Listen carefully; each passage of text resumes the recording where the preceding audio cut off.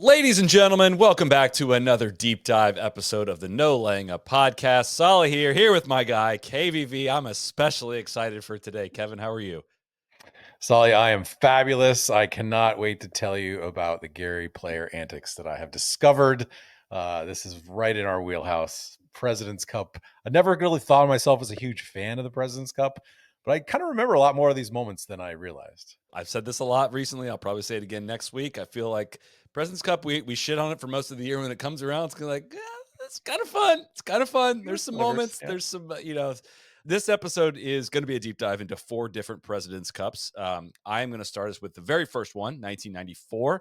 I'm going to turn it over to Kevin. He's going to do 1996 and then 2003. And then I'm going to anchor us with 2017. I'll be honest up front. I thought 2017 was going to be a little bit more fun to dive back into than it actually was. And we can talk a little bit about that. I wish I'd have done 98 when the Internationals won at Royal Melbourne, but we've got to save some stuff from 2 years from now. We can't kill them all at once. But if you never listened to one of these, what we do is we dive back into the archives, read old newspaper articles, dig up highlights that we can, try to tell a little story from these old historical events that were long before podcasting was a thing, long before a lot of us were even working in golf, long before a lot of us had even reached adulthood. Because in 1994, I was 8 years old at the first playing of the President's Cup. I don't have a lot of fond memories of it. I was 15. I was just discovering girls and football, and not so much doing well with either one. But I came into my own. We'll give a shout out to our friends at Rhoback. I am absolutely amped for a lot of their fall offerings. They got a hybrid jacket. I'll be putting a request in for that as soon as this recording is done. The performance joggers, Neil made the sale on those last week. I need them. Got to have them. I have a fall of sitting on my couch with babies on my lap watching football. I have a feeling I need some joggers for those. Gym shorts, I want them in every single color. I plan my laundry days around to make sure I have my 2 pairs of the gym shorts available. They're that good. The hoodies, performance tees, they're great. Airline apparel, I don't need to tell you about any of those. The long sleeve performance tees are really comfortable. They work well in the heat to protect against sunburn as well. Multi-print polos, the shorts are perfect for late summer golf into fall, and they have so many styles to choose from. The crew necks play well for a great casual dinner or an evening out on the town. Don't forget about the Rhoback bathing suit. Great for a hotel pool or hot tub. Rhoback has some officially licensed college gear just in time for the college football season. Great time to go to Rhoback.com. Load up on Rhoback for yourself or for others. Code NLU, Rhoback.com for a generous 20% off your first order through the end of this week. RHOBACK.com, 20% off bottoms, Q-zips, hoodies, and more with code NLU. Also fueled up for this podcast today with a OneBar. All protein bars generally taste the same, but not OneBars. One made protein bars that are actually delicious with Reese's and Hershey's. Only one Reese's Peanut Butter Lovers protein bar is made with Reese's Peanut Butter. Only one Hershey's Cookies and Cream protein bar is made with Hershey's Cookie Bits. Each co-branded bar delivers 18 grams of protein and 3 grams of sugar. One has other delicious flavors like birthday cake, maple glazed donut, and blueberry cobbler, which contain 20 grams of protein and 1 gram of sugar. OneBars are the perfect protein bar to get you through your busy day, whether you need a quick pickup between meetings or need some fuel to power you through your workout. OneBars are the perfect treat. Find all OneBars at a retailer near you or on Amazon.com. Did the trick today. Fills you up, gets you through the day. It's fantastic. So I need to get some of those. you can get them at a retailer near you or on Amazon.com. Sounds like Amazon, just fire them up. That's exactly what you need to do. Broadly speaking here, before we dive back into this, kind of what did you learn about the President's Cup and all this? Anything that kind of changed your viewing of this event? We're going to dive into all of this, but just kind of want to kick us off with that. I guess one of the things that I learned was like that there was this brief idea that they would just have the President's Cup at RTJ like all the time forever. That was going to, they even talked about like, well, they have the Masters at Augusta every year, so maybe we can just have the President's Cup every year at RTJ. And there's some zingers that sort of come from that. That's not something that I think I realized having seen now President's Cups. It's certainly the one at Royal Melbourne. This is really kind of cool, one of the more recent ones, and just seeing them, thinking about the idea of like that it moves around all the time. Not exactly the initial pitch on this. Well, let's just dive right into it, right? For the very first one, 1994. And I think digging back into this first one, I feel like I understand why we are where we are today, right? Why the event is the way it is. And it was conceived shockingly to me. This was, again, very surprising. Did a lot of research on this. I have a guest that is going to be coming on here shortly with some audio bits that, tells a little bit of story about how this came to formation. But this idea was conceived in December of 1993. It was approved by the board in March of 94 and announced in April of 94. So conceived in December, and birthed 9 months later in September. You're damn right, I worked that one in there. But literally, this thing came to fruition extremely quickly. The timeline is very rushed on this, and understanding why was very interesting. I didn't know any of this backstory. Mhm. So I spoke with Mike Bodney, who was with the PGA Tour, was involved in this event for many, many, many, many years, and you're going to hear his voice here shortly. But he explained to me about what was kind of going on at this time. So silly season in golf is very different then than it is now. There was all these silly season team events, many of which I'm hearing about for the very first time. There was the Dunhill Cup at St. Andrews, which is not the Mhm. Dunhill Links. It was a Okay. four-man team event, I believe. Knew absolutely nothing about that, but sounds like a pretty awesome event. There was an Australasian and Japan tour event. There was also the Nissan Cup, which was a bunch of different kind of countries and tours involved in all that. I've just learned about this today, so I don't have all Yeah, the yeah, research on this, but it was just a scheduling nightmare in the silly season. And the yeah. idea was just like, we're going to formalize one big international team event through the PGA Tour. It ended up working out pretty well for on the tight timeline because CBS had lost their the rights to the NFL in Oh, 1994 for fall football, so they were looking for that's right. programming. So it was not hard to find a. I don't remember when CBS got the NFL back, but I think CBS did at least the first three Presidents Cups, 94, Yeah. 96, and 98 at Royal Melbourne. They did as well. There was a big outrage when Fox got Yes. the right, because Fox was not available, if you can believe this, in every American home, and so there was this idea that like, well, how can I not be allowed to watch, national broadcast football games? Because Fox was trying to kind of become a real network, and so it was like a changing of it's kind of the invention in some ways of cable news is starting at this point. So, but this was the big one. The Cleveland-based International Management Group, of course, better known as IMG, had talked about and I believe had announced already. I'm still kind of working through a lot of this. Announced putting on a similar competition, and the PGA Tour wanted to run the event, wanted to have their own event, wanted to have control of the event. And IMG's proposal was, in most of my reading of this, thought it was going to be the U.S. against golfers from the Southern Hemisphere. And get this, it was going to be called the Hemispheres Cup. Uh, but I mean, it's kind of sick. I can I see some know, good merch with but that. I later learned it was going to be the winner of the Ryder Cup was going to What? play the players from the Southern Hemisphere. Like that was their Wow. event. And IMG went ahead and announced this in December of 93, but did not have a date or a site.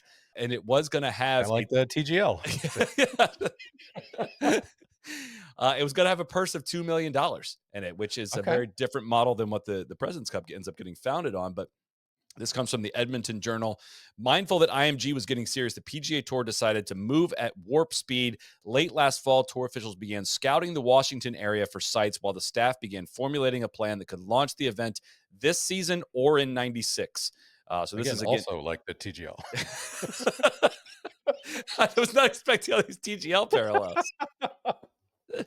Go ahead. A January 94 article in the Palm Beach Post, I believe from Tim Rosafort, said that the tour wanted to host this at Congressional in DC, which I think would have made more sense from the presidential theme of the event. Yeah, But yeah. anyways, a very funny article I found from the BC Open tournament chairman, Alex Alexander. He was quick to respond to the possibility of a Ryder-like golf tournament being held as early as this fall in DC.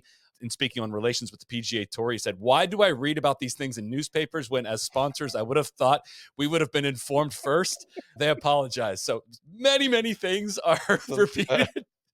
parallels to modern times. You would not believe how many stuff I found as well on like players. Jack Nicklaus had to pay a fine, or a bunch of players had to pay fines for playing in like Hit and Giggles in the Oh, off wow. season for all these like charity stuff, like all the same. Like Dean Beeman had to fly straight to a tournament and hand out fines specifically to a bunch of different players that were playing all this stuff that was not approved and all this. It was just very much all this. But Alexander, so he's the tournament director of the event the week before the Mhm. BC Open, or week before or week after. I forget what it was, but like basically had to find out in the newspaper that there was going to be a team event that might disrupt scheduling for his event and kind of throw a wrench in his little silly season event. So Does this mean we're modern newspapers? The people who listen to podcasts now and find out events? so, so one reason why like I'm somewhat disappointed by what I could dig up in 2017, watching the death of newspapers between 1994 and 2017 was staggering. Like it's just there was a totally I this time period really makes me nostalgic for like reading newspaper, which I did all the time as a kid. Like it just was, Yeah. it was good Well, stuff. It was good there's just content. reams and reams of, like, anytime we look up one of these events, you go to the local paper, Yes. like in the newspaper archives that had that, and they would just blow it out, like 4 or 5 writers there, notebooks, like 2, 3 pages every day. It was definitely a bonanza of content back then Well, for finding out little nuggets. which I think online like media content has gotten a lot better since 2017. It's all Sure. this like Bleacher Report, like, SB Nation, like quick hit stuff that like is all the viral social media stuff that there's no real story to in any way. Anyways, all that to say, it was drama. It was drama in the race to this. I asked Mike Bodney, who again we're going to hear from here shortly. He did not remember it as being this competition up against IMG in this race to it, Mhm, but there are many articles that point to it saying like, mhm, well, this was a race to get this one out the door and get it started. But it I never had thought of it in terms of like all these weird international events already happening and just saying like, mhm, well, why don't we just create one big one? Norman wanted it, VJ wanted it, Steve Elkington, all the international players wanted to play in their own version. I guess mhm. I've kind of always viewed it as like just because they've lost so many of them that it seems like they're sacrificial lambs to get served up for the jingoistic Americans to be able to cheer on their and celebrate very hard like they did in 2017. But there was a lot of international support for this back in the day. It's interesting to think about, like, the fork in the road, right? Like, what if the Ryder Cup winner had ended up taking on, like, the internationals every year? Like, that would be, I mean, you don't win the Ryder Cup, and then, like, how long would the US have gone with, like, never winning a President's Cup if they didn't get the chance for 10 years when they kept getting dunked on in Ryder Cups every year? That's the Hemispheres Cup, not the President's Excuse me, Cup. man. Excuse me. Don't get it confused. Excuse me. Had the Hemispheres Cup.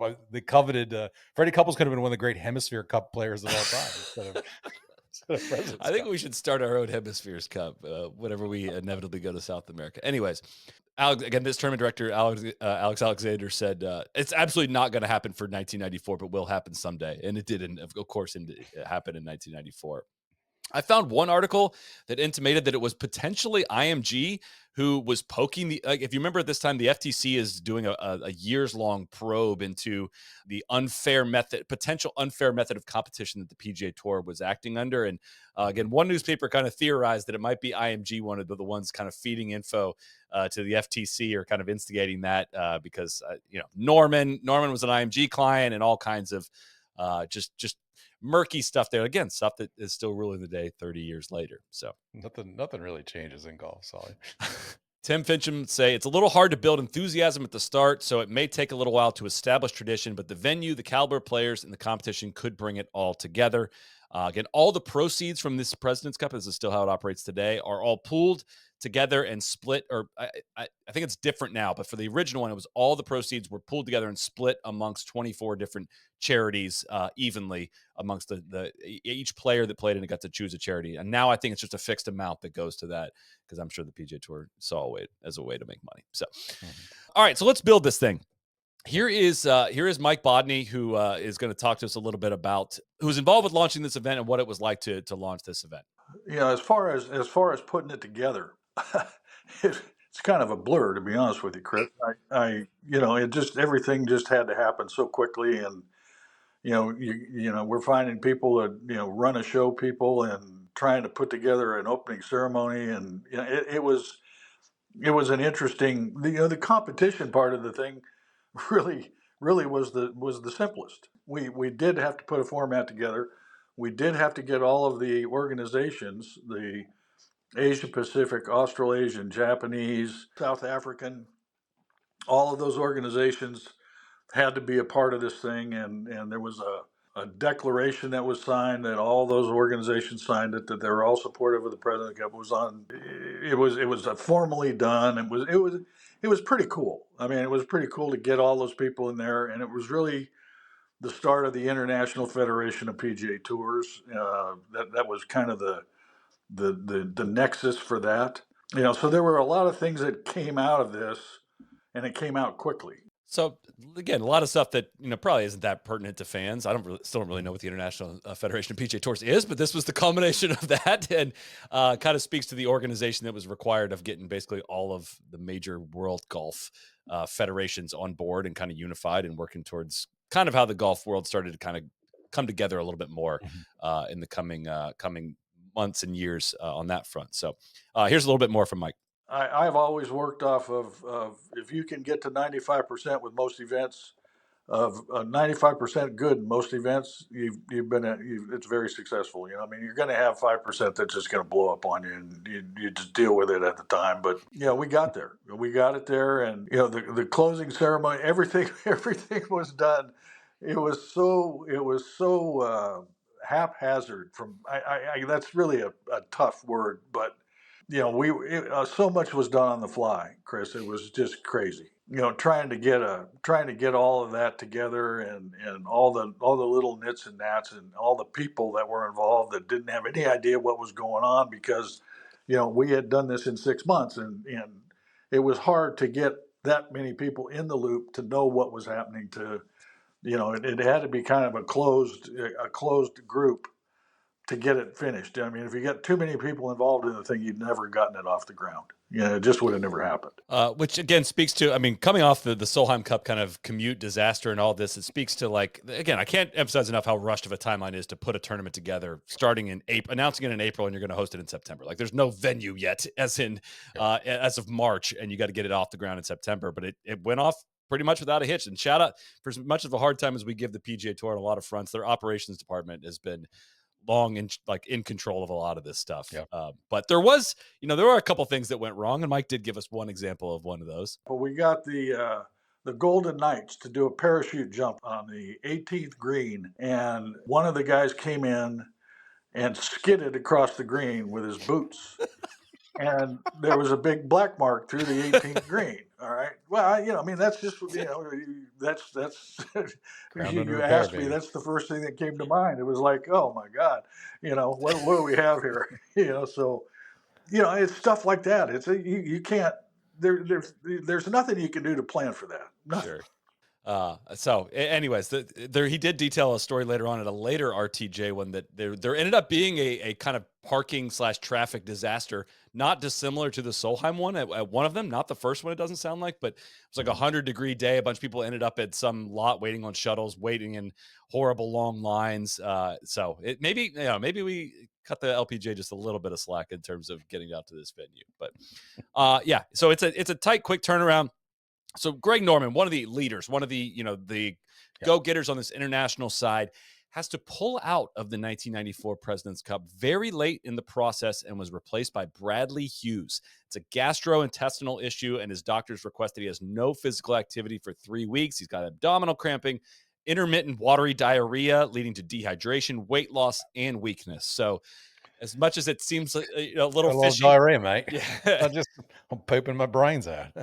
As much as it seemed fishy, it sounds like Norman was extremely sick at this time period and very much wanted to be there. But Bradley Hughes flew on short notice from Tokyo to Washington on Tuesday, managed to attend the White House dinner thrown for the players that night.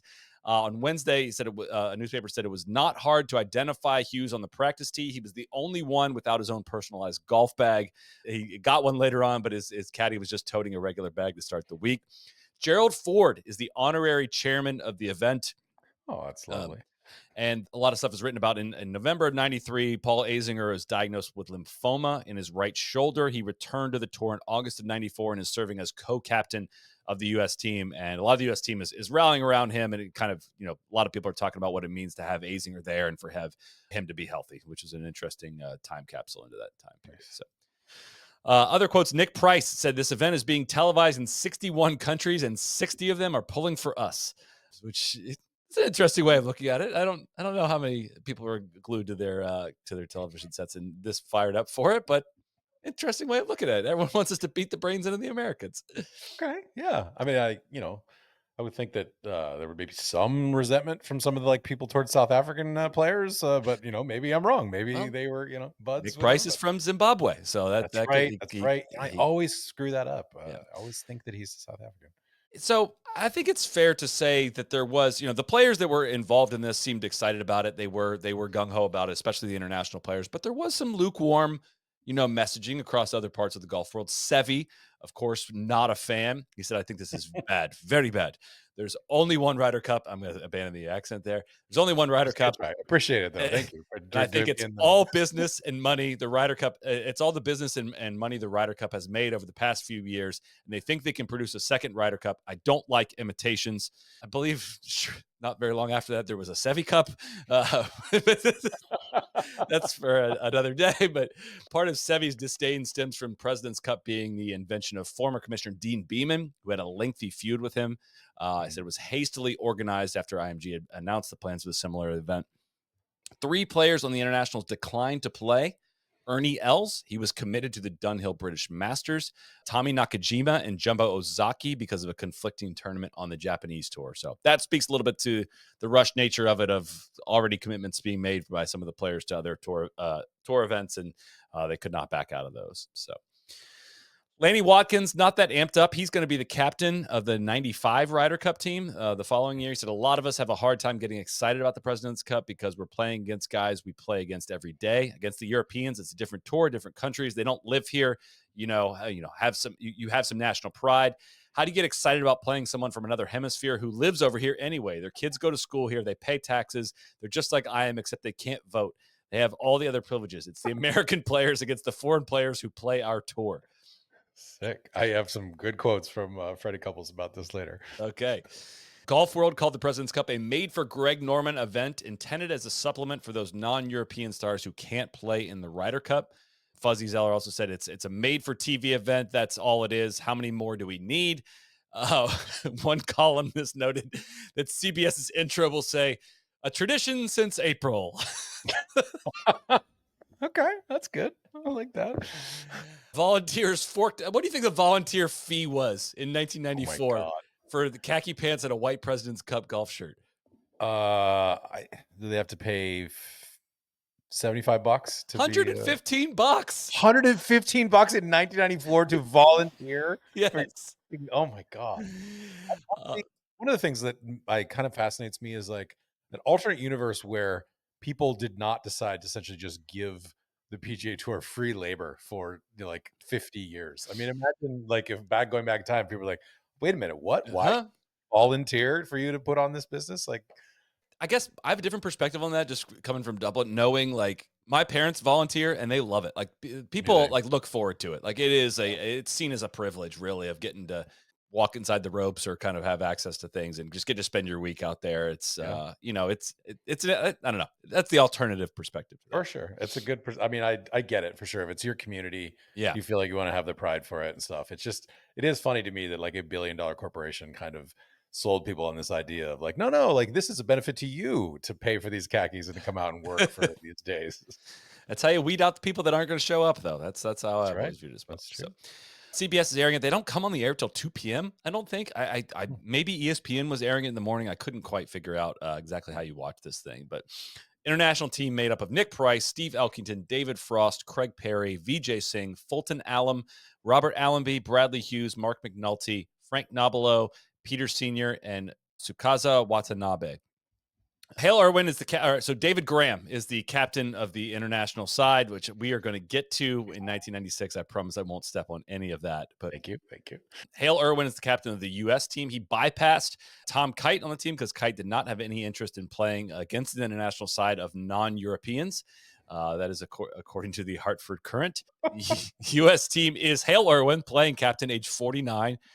Jeff Maggart, Tom Lehman. Captain, I forgot about that. Yeah. Tom Lehman, Corey Pavin, John Houston, Lauren Roberts, Jim Gallagher Jr., Scott Hoke, Davis Love III, Fred Couples, Jay Haas as a captain's pick, and Phil Mickelson as a captain's pick, 24 years of age.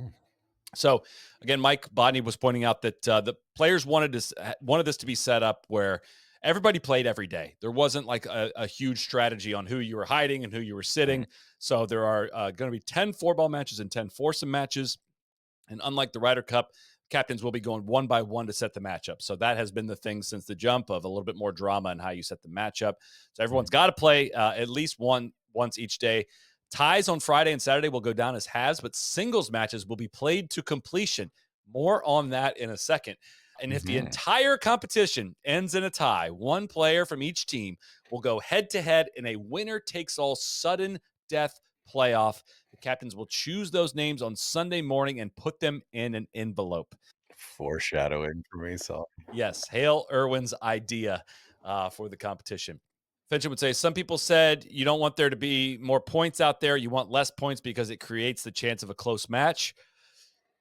Don't really know where he was going with for on that quote, because yes, that's exactly what you would want in theory. And no, we've not had very many close President's Cups. So maybe a little bit of a miss there from Fincham. There would be tweaks to the format in later years to make less matches to give the Europe internationals a better chance. But we are, of course, going to Robert Trent Jones Golf Club, the Daily Press in Virginia. The headline, President's Cup course, perfect fit for a unique event. Subheadline, Augusta National up north version drawing praise. Yes, that's exactly what I thought when I was just there at RTJ's. But this just reminds me of Augusta National. Augusta National up north version. Yeah, we're going to get to some of that.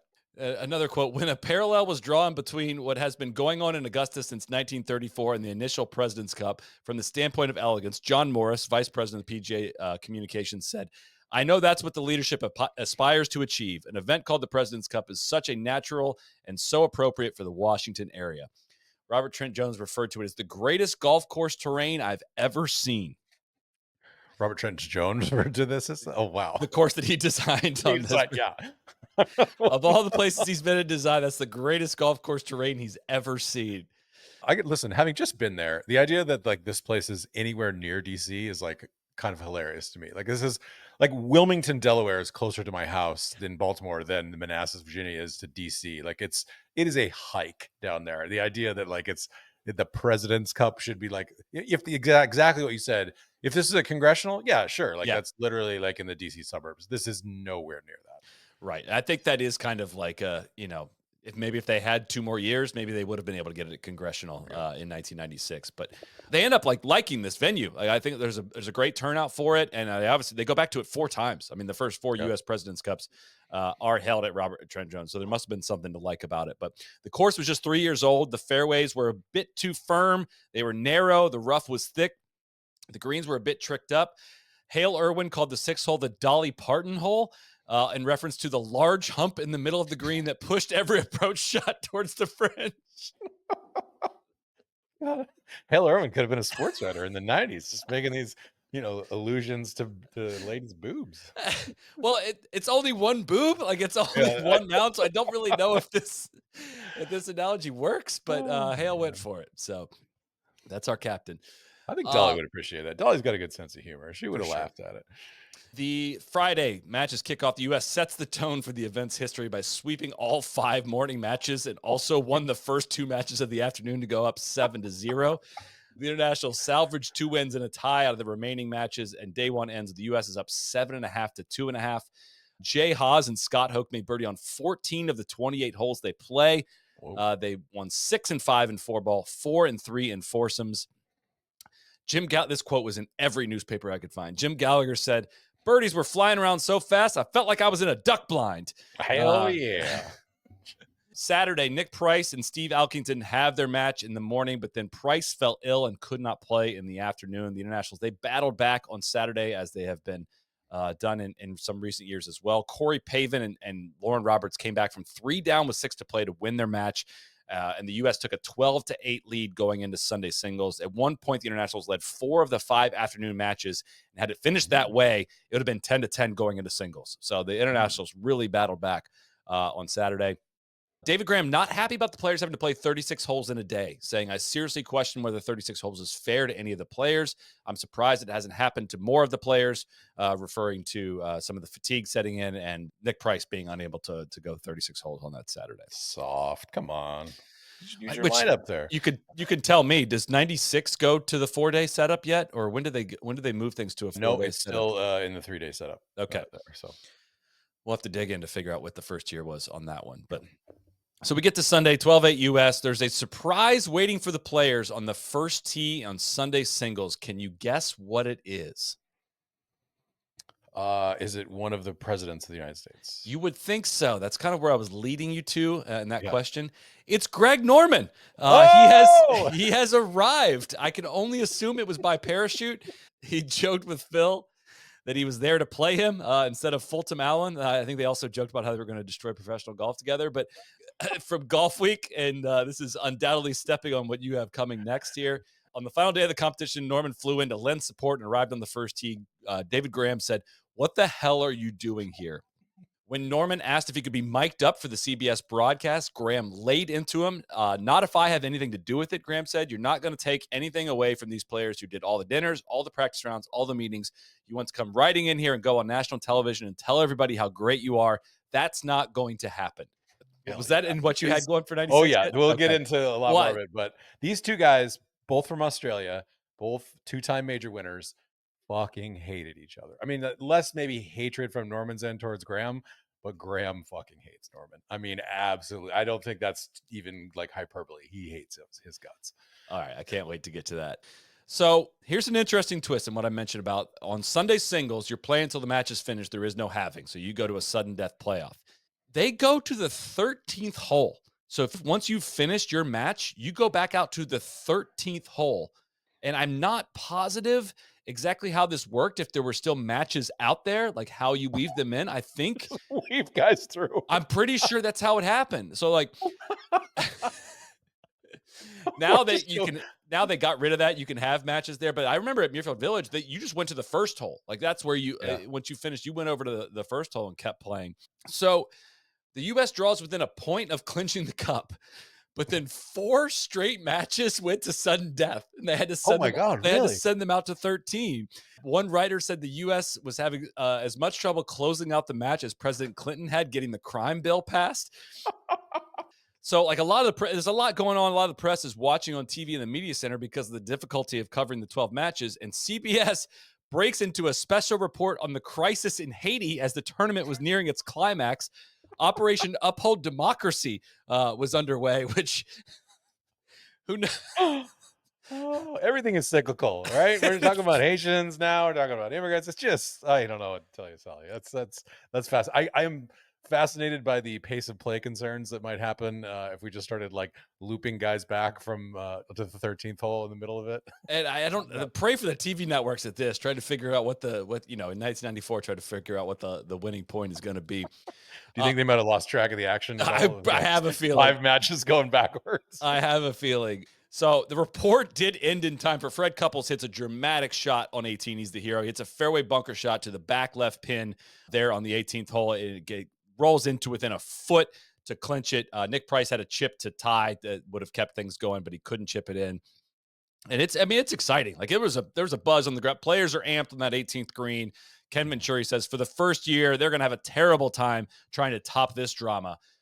And that is legitimately the only highlight that is on YouTube from this event. There are like 2 shots in like a less than 1 minute video from the PGA Tour. So even trying to find highlights from 2017, I would say PGA Tour, let's get some people diving into some archival footage, make a little film about some of this stuff. If you want to elevate this event, let's get some history up on some YouTube pages on this. Even just like, for historians' sake, right? Why are all these team matches not available like in full on YouTube? It cannot be too difficult with the broadcast rights of it. Like just go to the people and be like, yo, like we think this would be a good sort of like every, I don't know, like NFL highlight that you want to find, you can basically find in some way one or another. Like NBA highlights are readily available. It's just funny that the game that so reveres history is just so unwilling to kind of like give, the proper spot for people like us to nerd out on it. 100%. Maybe it's too niche of a market. Maybe that's true. They've made that determination. But so the 4 matches that were in sudden, so the U.S. has clinched the cup.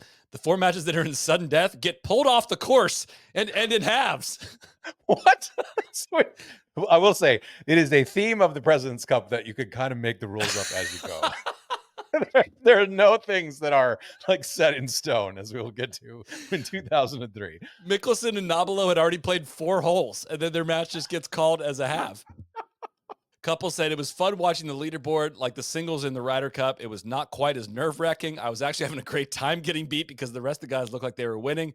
Then it got really interesting.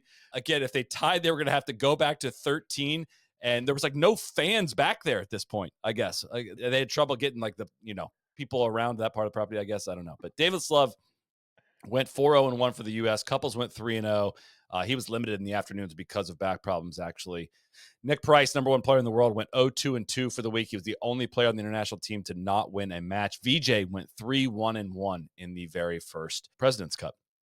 So some of the aftermath, the captains had agreed not to reveal who they put in the envelope as the playoff man. And to this day, I don't believe anybody knows who was in that envelope. And we'll get to some of that. I won't step on any of that. But it's funny that was like such a secretive thing, because that also comes up in '96. It was like Arnold Palmer saying, "I will never reveal who I put in the envelope." I guess that's kind of a cool wrinkle, though, I think, of the mystery of it all. But it's speculated that at the time that the next iteration would be back at RTJ, as well as the 98 version. You're going to get to 96 here. It did, of course, return there, but 98 would be held at Royal Melbourne. Just speaks a little bit to the early uncertainty of this event. The reviews are relatively solid, despite it coming together quickly. The logistics really worked. The fans showed up. They bought merch. CBS got a dramatic finish. David Graham would describe it as unbelievable. Any one person who had any negative thoughts, who wrote anything negative, eat my grits. We proved everybody wrong. It sounds like the pacing of the tournament is going to be up for review with a 36 Friday and 36 Saturday. When asked if Irwin would be in favor of returning to RTJ in 96, he said, "I hope the Robert Trent Jones folks will be in favor of some changes in the golf course," which I do believe happened. Again, I don't know if that's in any of your research as well, but at some point it did. I don't know if it happened between 96 and 98, though. I don't think so. I think it's pretty similar to what it was in '94. It doesn't come up in a lot of any of my research, so I'm pretty sure they were just like letting it still.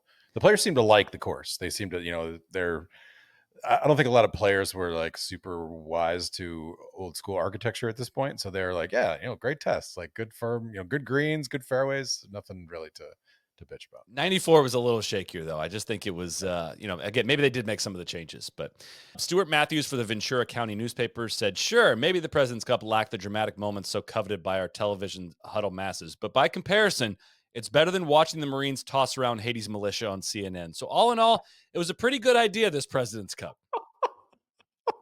God, please, future writers, steer clear of like analogies that invoke military conflicts. Like, I don't even need to like bring our guy Cody in here to warn you about this. Like, not good. Like, that shit has nothing to do with fucking sports. And maybe I've written some shit about that in the past, but hopefully I've like come to grasp and mature. Like, that is not relevant to this stuff. It's 3 years after the war at the war by the shore, Corey Pavin wearing military fatigues, all that good stuff. So. Just a random note. I'm almost done here, I promise. As of September, I found this in some of those old newspapers. There are 2 players on the PGA Tour with over $1 million in earnings: Nick Price and Greg Norman. How many do you think there were on the senior tour? Oh, wow. I mean, this was like the salad days of the senior tour. Senior right? tour was massive. They had 2 as well. Like, wild. the earnings look extremely similar, and LPGA Tour was not as far behind as it is now. Like, Laura Davies was leading the LPGA Tour with 629,000. Nick Price, I think, was like 1.2 or 1.3 million. Like, it was not the same difference as it is now. Laura Davies' total would have been good enough for 12th on the PGA Tour. Wow. And then officially, the week of the President's Cup, Major League Baseball officially canceled their season on September 14th, 1994. Again, 2 days, cool. 2 days before the start of the event. So. Good job, baseball. Definitely didn't kick like fucking 10 years in steroids to recover from that. Yeah, everything's fine. Golf's going to be fine on the back end of this as well. So. Totally. All right. Before I throw it over to you, I'm ready to. I am. But listen, you can line up your first win when you bet this week on FanDuel, America's #1 sports book. You'll get started with $200 in bonus bets guaranteed when you place your first $5 bet. This week is an off week for the PGA Tour, but they got odds up for the BMW PGA. Rory is plus 550, odds subject to change, of course. I got the U.S. at minus 250. The International is plus 270 to win the President's Cup next week. I love following that live, too. Keep an eye on that live. It's really fun to go through the course of an event, just kind of seeing what the odds makers think of what has happened so far in the event. Also, check out live golf markets every week to stay in the action, even after the first tee. Plus, track every shot live in the app and watch select par 3 holes while you place your bets. Just visit FanDuel.com/NLU. Get $200 in bonus bets. FanDuel, official betting operator of the PGA Tour. Must be 21 and older, 18 and older in D.C. and present in select states. Gambling problem, call 1-800-GAMBLER. Visit rg-help.com. First online real money wager only. $5 first deposit required. Bonus issued as non-withdrawable bonus bets, which expire 7 days after receipt. Restrictions apply. See terms at sportsbook.fanduel.com. All right, Kev, take us to 1996. I'm very excited for this. 1996, the year I graduated from high school. We are going where, Sol? You already alluded to it. Back to Robert Trent Jones. Yes, for the second straight time, it will be held on American soil. We still don't quite know exactly when the cup is going to go international at this point, but everyone is sort of feeling like, hey, there's some budding momentum of this event. This is still kind of the era where we're having to explain to the American public what the President's Cup is. One of these sort of pitches that they've kind of asked the people who are pushing it, like the Gary McCords and the Peter Costas, are like the names of this are bigger than in the Ryder Cup. Gary McCord is quoted by the Roanoke Times as saying, "The international squad has the real show ponies. It's much more of a marquee team than the one the U.S. plays in the Ryder Cup." Seems like heresy, but this is the line they're going to push. Fred Couple, however, kind of describes the President's Cup in his acerbic way as the U.S. versus Florida, because most of those guys live here already. The captain of the President's Cup for the Americans, one Arnold Palmer.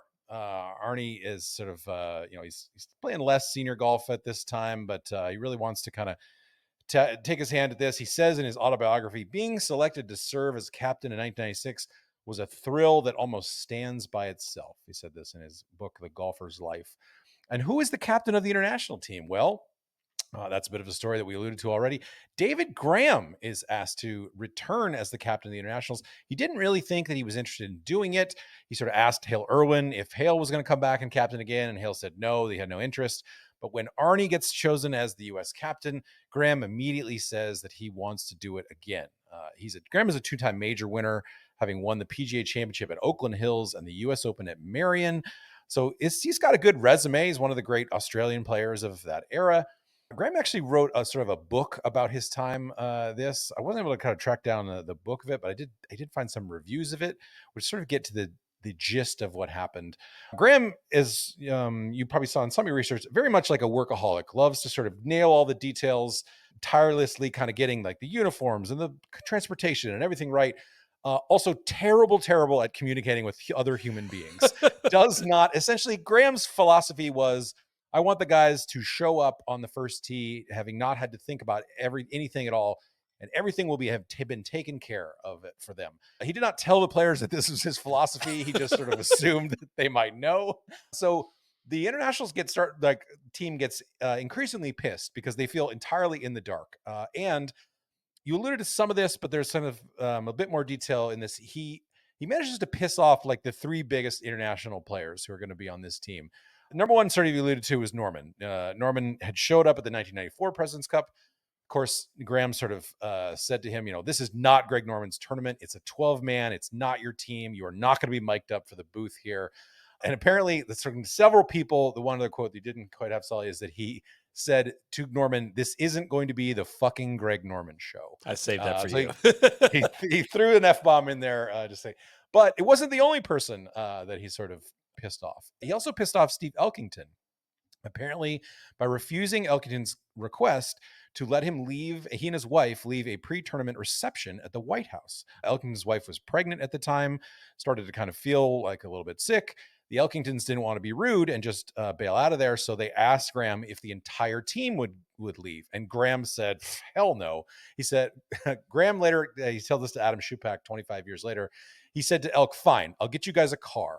And Elk said, well, we all have to go. And he said, there is no way the whole team is going anywhere. End of story.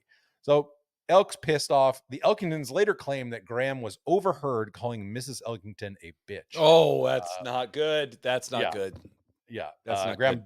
Graham denies this, says that's bullshit, but the Elkingtons sort of claimed that for years. Jaime Diaz wrote a sort of really good piece in Sports Illustrated kind of unpacking some of this controversy. Graham also managed to piss off Ernie Els when Els decided to play in that Dunhill thing in 94. But he said to the press, I hope Ernie Els will regret not playing in the President's Cup for the rest of his life. He then wrote Els a letter asking him to reconsider, which Els said he did not appreciate, sort of trying to be bullied by David Graham. So years later, like he, in detailed in this Jaime Diaz article, a lot of the international players kind of were growing resentment. They were pissed. Craig Perry, who was an Australian, sort of a friend of Graham's, told Jaime Diaz, David got off on the wrong foot with the wrong players. The nuts and bolts of it is he's not a good people person. If something doesn't go his way, he attacks. So at the 1996 British Open, the players meet, and everyone in throughout history kind of believes that Greg Norman is the ringleader of all this. That Greg is pissed about being sort of insulted, not letting him do the CBS in the booth thing, and that he's going to basically like rally people to oust Graham as the captain. And sort of rubbing salt in the wound is that they want as a replacement Peter Thompson, the great Australian player who won 5 Open Championships. This is Graham's longtime nemesis too. So he's like, eventually he'll be very pissed about this. The players debate it, meet it over. Norman tries to kind of take a step back, pretend like this is not his idea. But ultimately, like 9 of the players in that room decide that they're not going to sort of vote him. A couple abstain because they feel like they don't have enough ability to make a decision. They weren't on the previous Cups team, but they're basically like, we're done with Graham. We're gonna sort of oust him. We just have to figure out how to tell him. And they don't tell him like straight up there because they're worried about like the reaction of it. And I believe Mike Bodney is kind of asking them at this point to just pump the brakes. Like, please, please, please do not do anything just yet. Let's wait till Fincham gets word of this and comes around. And by the time they talk to Fincham, like Fincham is like, what the fuck? What are you guys seriously going to do this? And they basically offer to boycott the President's Cup if Fincham doesn't go along with this. They do not want Graham there. So I believe, Soly, that you have a quote from Mike Bodney about just the sort of the pain and mess that this caused for everyone involved. It was Michael Campbell that abstained in the meeting, for the record. But here is Mike Bodney talking about the mutiny. How do I want to approach this? There was a there was a meeting at the British Open. The international team had a meeting, and at that time they decided that they were unhappy with the captain that they had. It was probably, of all the years that I spent doing this event, it was probably the lowest point that I had to deal with. It was a terrible. It was it was awful. It was really, really awful from so many perspectives. It was knee jerk. It was, I'm not gonna get into the personalities or anything. I don't want to do that. I feel uncomfortable doing that. But it was really a shame that there was this kind of feeling and desire to want to change the captains. Or the captain. I mean, they were adamant. The players were pretty adamant. They sat there. It was, there were a few guys in the room that were a little more boisterous than others. Chris, they kind of held the day, and ended up being that they came up with a guy's name, Peter Thompson, who they wanted him to replace the existing captain, who was David Graham. It was a terrible time, a terrible, terrible time. It was really, really not fun at all. So this is from Jaime Diaz in Sports Illustrated. From his home in Dallas, Graham, who knew the players' meeting had been scheduled but had no idea that his fate would be top of the agenda, was returning a call from his friend Craig Perry several days earlier. "Hello, Craig," said Graham, his voice upbeat. "How did the meeting go?" Perry swallowed hard. "My first thought was, I've got to tell him," Perry said. "I'm not going to lie about it or keep it from him." "David," Perry heard himself say, "the players would like a new captain." With those words, any hope of gracefully salvaging what turned into one of the most embarrassing and regrettable incidents in recent history of golf was gone. The following evening, when he resigned during a phone conversation with Fincham, Graham became the first captain of national or international golf team to be fired by a vote of his players. Uh, Graham basically says, like, as he says he's going to go away, but he's basically like, I'm also going to sue you fuckers. Like, I'm pissed. Like, he is not going away quietly. When the tournament starts, he's at like a senior tour event. And so some of the people kind of go up to him and are like, "Hey, what do you think?" And he's basically like, I'm going to figure out like how to sue you. He says, I don't know where I'll have standing. I don't know where exactly like this will go, but I'm furious about this. And he held a grudge for years and years and years. Like, he never sort of like forgave Norman at all about this. He said years later, talking to Adam Shupek, "When I first heard that I had been ousted from the 1996 Cup, I cried. Get toward the end of your reputation and your credibility, you take it personally. I cried, absolutely. And so did my wife. When asked if he could ever forgive the collaborators, Graham replied, I won't forgive. The wound is healed, but the scar is still there." Wow. he's always kind of said, essentially believed that Norman was at the heart of it, and although he What? never really yeah, come on, what, Greg What? Norman? This When is when Mike, that audio clip of Mike Buddy's like, I won't get into the personalities. I took everything in my power not to yell, Greg Norman. It's Greg Norman. He told the Washington Post years later that he got a phone call from Norman after the British Open, with Norman claiming he did not lead the mutiny. But Graham since has come to believe, of course, that Norman played a key role. I think Greg is the instigator, but I can't prove it, Graham said. If he is, then his phone call makes him a liar. I know one thing, I'll never sign another shirt or hat with a shark logo. I mean, I don't know exactly why David Graham would be asking to be signed Greg Norman shirts, but so like a lot of talk, like it's going to be a black eye for golf. Like it's, you know, everybody's saying like, oh my God, like this is just an absolute mess. The final act of basically like what was called like I'll read this paragraph again from Diaz. The final act was an official announcement of Graham's resignation. According to Perry, several players wanted to release a statement that Graham had decided that his commitments to the senior tour and golf course architecture had made it impossible for him to continue. But tour officials were against that strategy. The word was out and Graham might not play along. If we had said that David is resigning because of the senior tour and the real story had gotten out, it would have been the worst possible nightmare, said one tour official. So we just decided to bite the bullet. As a result, it was probably the most factual and honest press release in the history of the sport. Basically, the press release basically said the players have decided going forward that they like their chances better with a new captain. Which I was going to say, it's amazing that that they didn't choose the other way, considering how PGA Tour comms runs at times. For sure. Graham, however, later said that he regretted not being given the opportunity to go out more gracefully. I wish I had been paid the courtesy of saying it was my choice. If Tim could have talked the players out of what they did, I would have considered continuing, though I would have certainly canceled the captain's dinner. I can't understand where it all went wrong. If at any point the entire team had gotten up and said, "We hate David Graham," I would have said, "Okay, you guys, sorry, I'm out of here." I mean, David Graham didn't become an asshole 8 weeks before the President's Cup. Those players had a year and 10 months to figure out that David Graham is an asshole. Truly an all-time fucking great quote right there. Again, like during the President's Cup, it's still going on. He's still talking to the media. There's no question to me, he says at the senior tour event, that Greg was the instigator. How do I know? David Frost told me that. Vijay Singh told me that. A few guys had a personal vendetta. I was also told that Norman wanted to get rid of me from the first day I was nominated. He wanted to wait until closer to the event to humiliate me.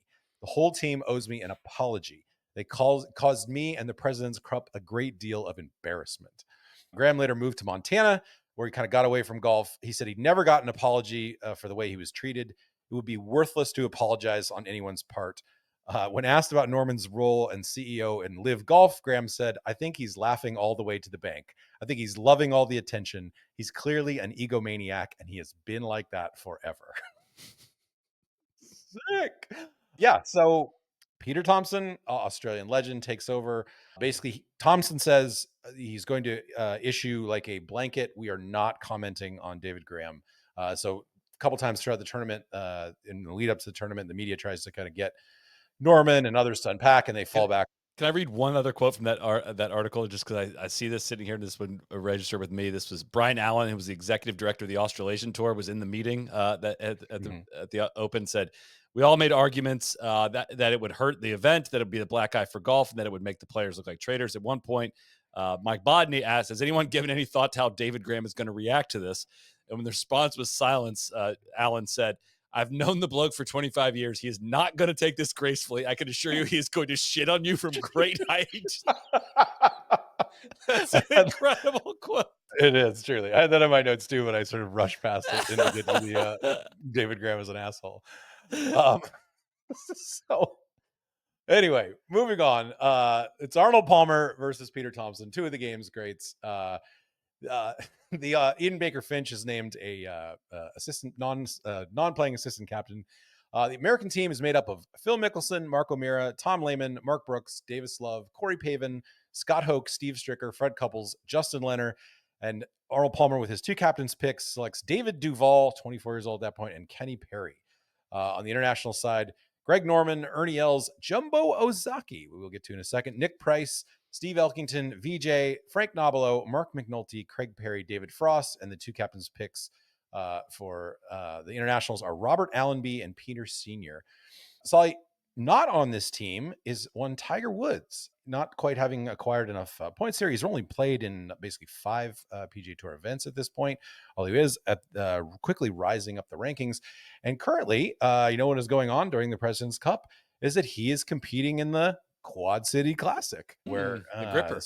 Yes, he will. That will come up later. So in the sort of lead up discussion of the Cup, there's some talk about, well, should we just keep this at Robert Trent Jones all the time? Greg Norman is adamant that he wants the President's Cup to eventually go on the road. He said, we would love to move it anywhere outside the United States, whether it goes to Australia or South America or Japan. We really don't care. We'll all go there. We feel strongly about that. We've got to give those countries people a view of this event. W for Norman there. Like that's, yes, sure. I think you can make the case that the President's Cup should only be played internationally, but that's a rare dub for Mr. Norman. To which Fred Couples responded, maybe they could move it to Orlando. That would be their home country, if we're being He's honest. obsessed with this thing. Is he mad that they live in the U.S.? I don't understand this bit.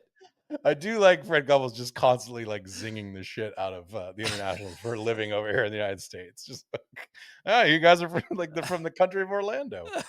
One of the big stories leading into the international squad is that they have Jumbo Ozaki. Jumbo, of course, who a longtime favorite of ours, the original OWGR manipulator. Soly, we've cracked a lot of jokes about Jumbo over the years, but I kind of loved reading about him. I would honestly, we might have to do a whole pod about Jumbo. The Roanoke Times did a little mini profile of him during the event. Apparently, the internationals were insistent that he play this time around because obviously he wasn't a member of the previous team, having a previous commitment. I guess I've seen this before, but it sort of just struck me. He won 85 times on the Japan PGA Tour. I did not know this either, but he was a professional baseball player before he turned to play pro golf, which is sick. Norman said that in the lead up to this, that he is more popular in Japan than Michael Jordan is in America. Yes, we have the Steve Elkingtons and Nick Prices and Ernie Elses and myself, but Jumbo has been dominating that region. We needed Jumbo to play. It wasn't just me who wanted him. All 11 players brought him up. Another reason they wanted him is because he had international experience, which a lot of it was like in a team event. A lot of these guys did not. He played in the 1971 ABC Cup for Japan. As we were talking about all these kind of like silly season wacky things. Now, 1971? Yes. Jumbo at this point is 49 years old. So he has lived in a fascinating life. All the way back in 1971, he was competing in team events. This is like you wanting Keegan back on the teams because he was on that good team like 25 years ago. Damn it, Soly. How dare you? And Ozaki says through an interpreter, at the PGA Championship, when I met Mr. Norman, he really welcomed me and I felt his warmth of appreciation to play this event. Because of Mr. Norman, I decided to play. I think Norman has like a kind of a little crush on Jumbo because he's describing him in these quotes like he's like a Norse god, like a comic book figure. Jumbo is probably as long as Tiger Woods, Norman said. He's as long as VJ and Ernie. He's got a lot more years in him than those guys. So that tells you what his fitness is all about. From a playability standpoint, he's just sheer power. He has the ability to overpower par fives with his length. And obviously he's got the short game to go with it. I'll give you an example. He's won 5 of the last 9 tournaments he's played in Japan. I don't care where you play. You have to play some good golf to do that. People have this idea that Japanese players are small in stature and not as strong as guys from the Western world. But I'll tell you what, 210 million people are about to find out what these guys from Japan are really all about. They can play golf. He is going to be the last to hit in every match, no matter who he's playing, because he's so far out ahead of everyone else. I didn't know this was aired on Caffeine TV. You gotta just like love that. Like hyperbole has basically been Greg Norman's middle name forever. Like we've got billions of people watching us. 210 million people. Thought this was the first time we hear this, but you had sort of gotten this research that the President's Cup cannot end in a tie. The captains each submit a name in their envelope, and the players will face off in a sudden death match to decide the cup. Arnold Palmer asked about who he would put in the envelope. He said, I would like to hope, and I do hope, that no one will ever know who is in that envelope but me, because I am never going to tell anyone else. Sick. So prior to the competition starting, there's a minor bit of controversy when Peter Thompson, who also had his name misspelled wrong, that's a fair one. That's a fair. I think I've misspelled Peter Thompson's name wrong several times, so I can't really. No P. It's not spelled with a P, which is that's asking to get for a slip up. he says in one of the pre-tournament press conference where his name is misspelled that Greg Norman and Robert Allenby, I think they're invincible, frankly. Robert Allenby? Yeah, shout out to Mark Wahlberg and Invincibles everywhere. I think Allenby thought he was invincible with that one night in Hawaii as well. Apparently, Arnold Palmer read this statement to the players in the team room, calling it a challenge to their manhood, which is very sick. It's very Arnold Palmer-esque. They're challenging your manhood. So Thompson sends out Norman and Allenby first, and Fred Couples and Davis Love asked to be sent out first because they know they want a piece of Norman and Allenby. Yeah, let's go. And our boys Couples and Love, they put him down. They beat him 2-1. And Love says afterwards, I think Peter Thompson kind of laid down the gauntlet with that challenge. In fact, on the first day, it was the whole American squad who looked basically invincible. Mickelson and Pavin defeated VJ and Jumbo. Apparently, Jumbo was not quite the Norse god that I described him as. Marco Mira and David Duval defeat Elkington and our handsome New Zealand Italian pirate, Frank Nobilo. Stricker and Lehman defeat Nick Price and Peter Sr. The afternoon is nearly as bad. Elk and VJ were the only winners for the internationals, defeating Lehman and Stricker. Couples in Love also beat Norman and Allenby again. Nick Price is so pissed about his putting, he snaps his putter over his knee on Friday and is forced for the rest of the tournament to use Allenby's backup putter. Nobilo chalks that up to the internationals' unfamiliarity with match play and their teammates, which actually kind of did make sense to me when you thought about it. It's like, these guys had never really played any of these match play stuff. Like, they didn't have any kind of Ryder Cup, Curtis Cup, Walker Cup stuff to do. And so they were sort of unfamiliar about it. I will say this is basically the international squad essentially stages a second mutiny. Oh my God. To gather around the 18th green and dictate to Thompson what they want to change for the next day. They basically want to rearrange all the pairings to their liking. Nobilo said, we don't know whether we should put guys from the same country together or put long hitters together. We just needed to figure it out. Peter was sitting there listening to like 60 different scenarios, Nick Price said. This guy wanted to play with that guy, and that guy wanted to play with the other guy. Eventually he said, okay, I've got your idea. And then off he went to rearrange the pairings. Whoa. This is the rare bloodless coup that is effective, though. The internationals surge back on day 2, and they win 7 out of 10 matches. Jesus. Only Marco Mira and Scott Hoke pull out a victory in foursomes that afternoon. Otherwise, the matches would have been tied going into singles. Peter Thompson says, everyone must admit this event has finally come alive. The first day rocked our people. They were shocked by the pace of play with a lot of birdies and really hot stuff.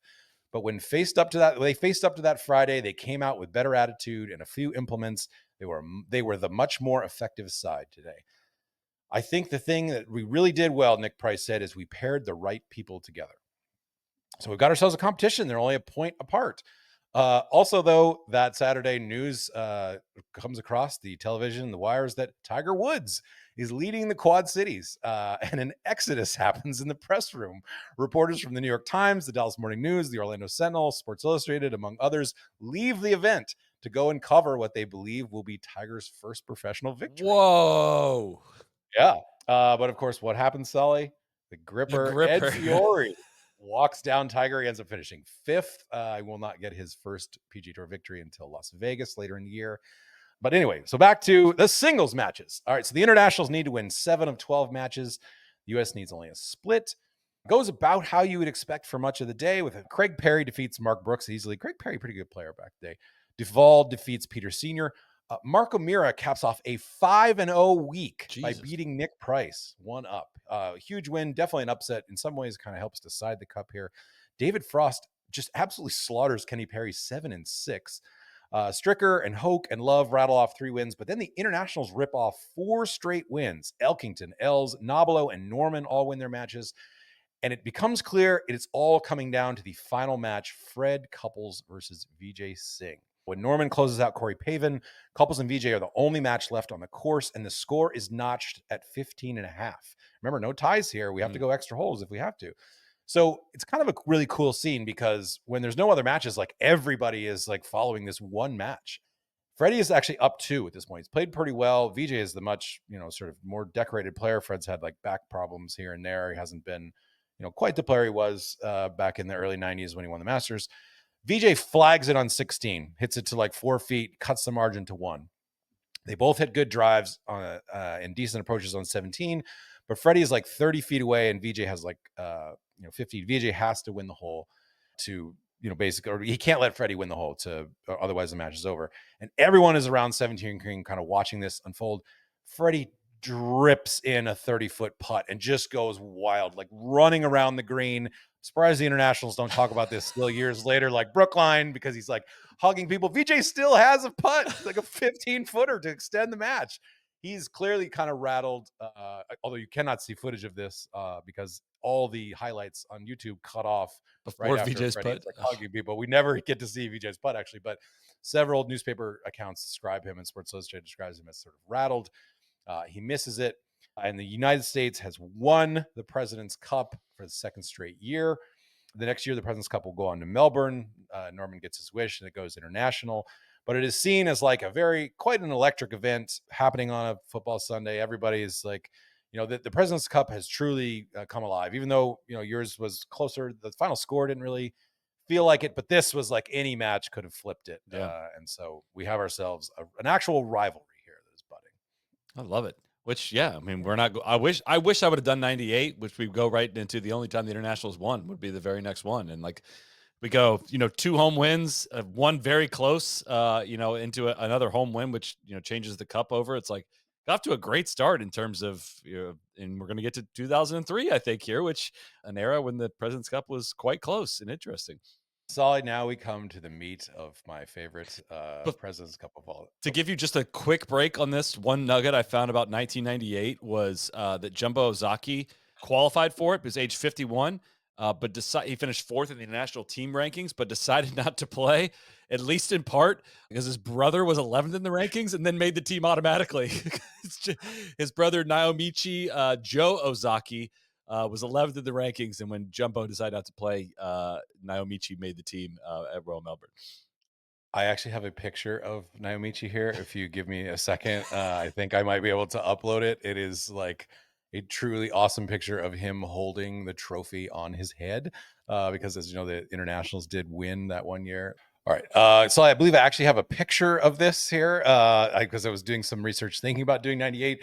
And this is when the internationals won for the first time. You will see the younger Ozaki has an awesome pic here. Yes. Probably one of the best President's Cup pictures of all time.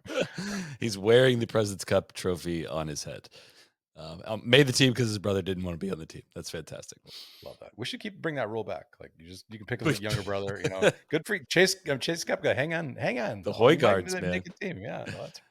So that's a good summary of the initial start to the President's Cup. But I think we're going to get to the real meat of what I love here, which is the 2003 President's Cup, probably my all-time. I'm very excited for this.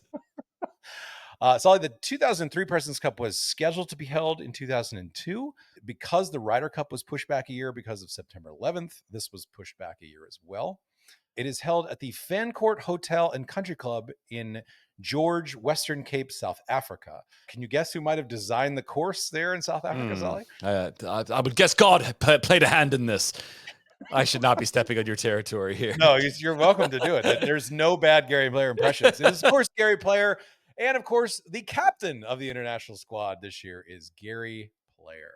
In some of the lead up to the President's Cup this year, it's seen as a very big event for South Africa. South Africa is really not that far removed from electing Nelson Mandela as their first ever president and the sort of horrors of apartheid.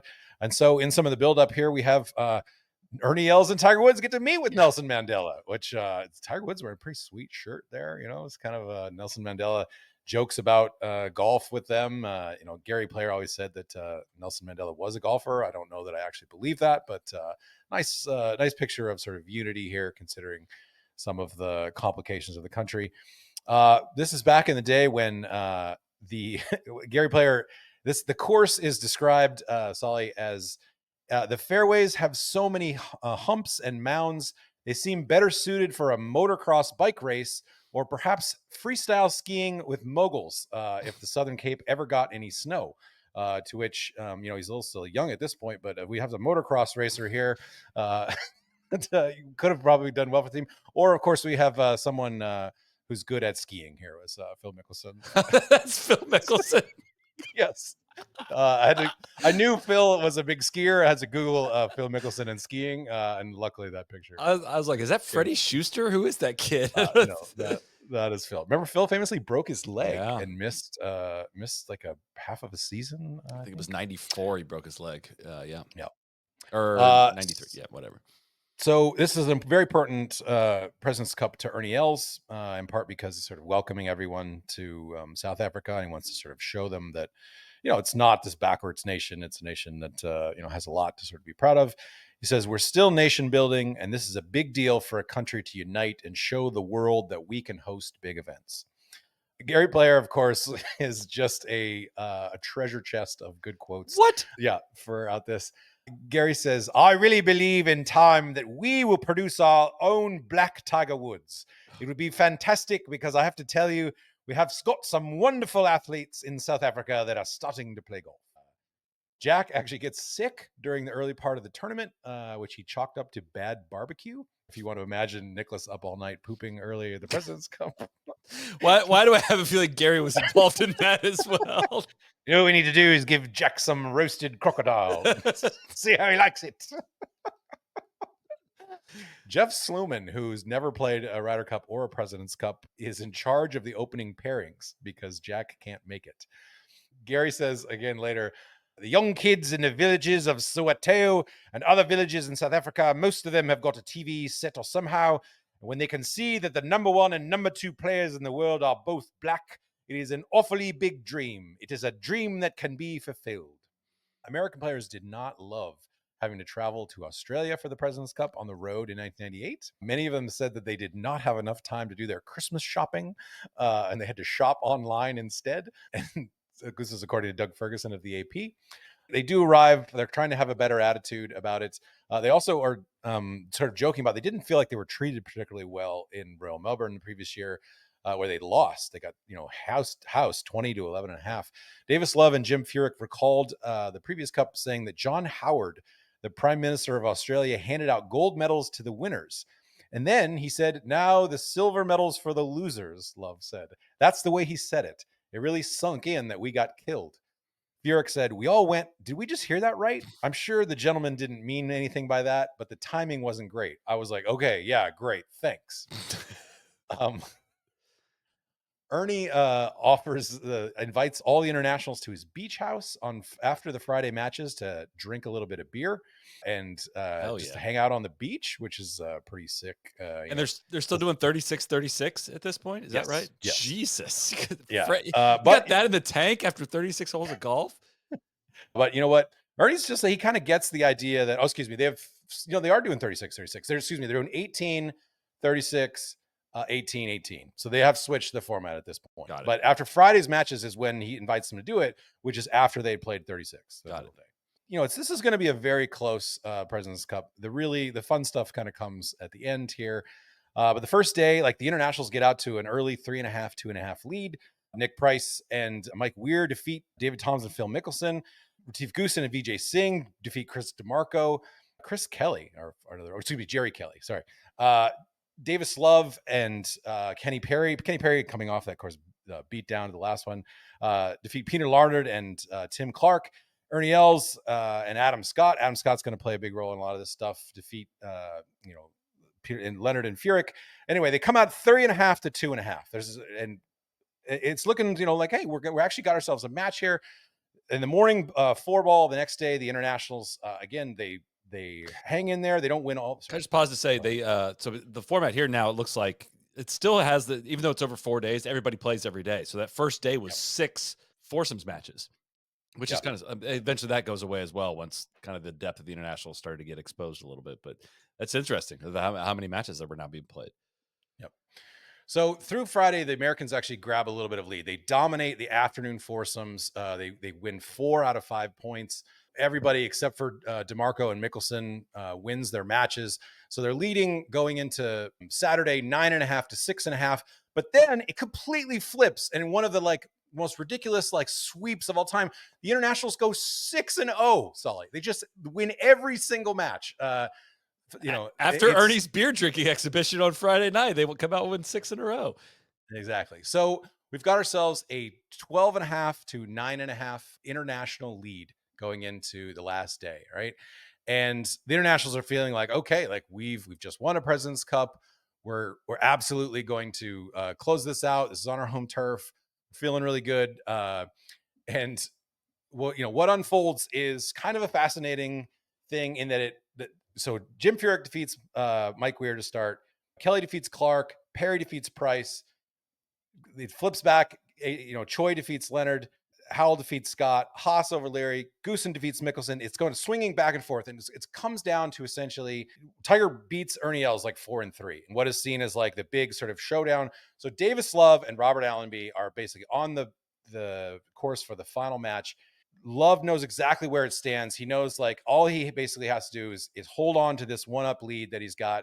He's in the middle of the fairway on 18. He needs only a halve to win and then retain the cup. He's like, oh, sorry, they're tied. He's like, I know exactly where we stood, Love said.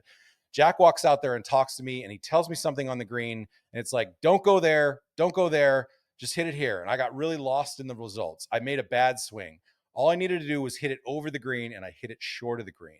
So Love makes like a pretty like shitty like chip. He's got a kind of an uphill lie. All he's basically got to do is pitch it anywhere like past the pin, and he just like dead chunks it. Like it goes almost nowhere. Here's the sort of lie that he's got, and just basically pitch it up by the pin. It's a kind of a tricky shot, but it goes here. I mean, it's probably goes 10 feet. I mean, it is like like the Sun Moon Bay shot in that President's Cup, where it just you kind of feel like crushed for him.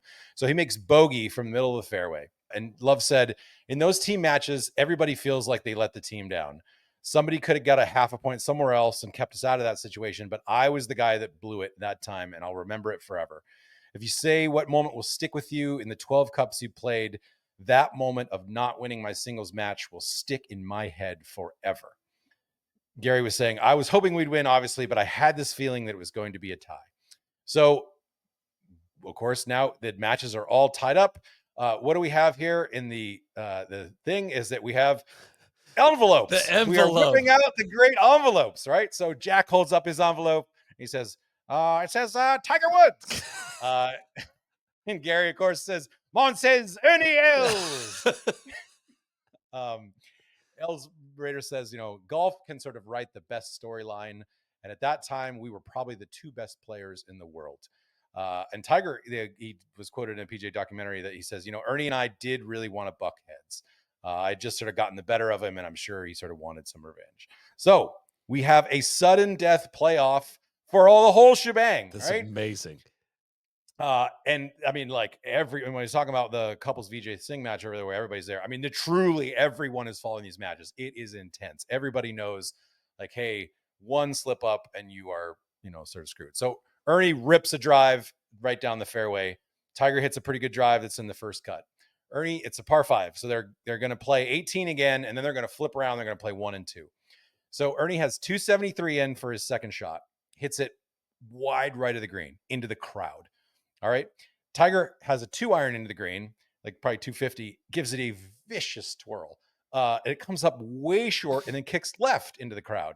So these guys are kind of like, oh, fuck, like shit. Like they feel like they're seemingly shocked at like where these shots are going. I mean, they're thinking like, I was thinking I'm going to hit much better. Ernie hits a like pretty shitty chip. Like it's here, Soly. And it goes maybe, I would say, 30 feet. Like it's not particularly good. Tiger has, I would say, a pretty good chip. Ernie probably has 60 feet for birdie. Okay. And he gets it to about 3 feet.